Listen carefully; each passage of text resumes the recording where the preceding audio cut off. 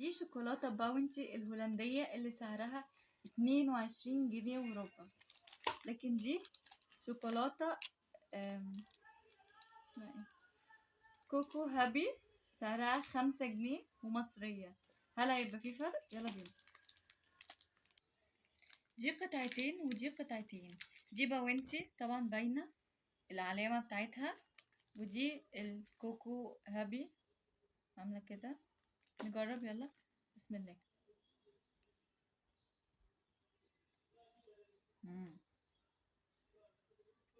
طبعا الجوز الهند السميكة، الشوكولاتة تحفة تحفة. باونتي بتاعتنا المعروفة.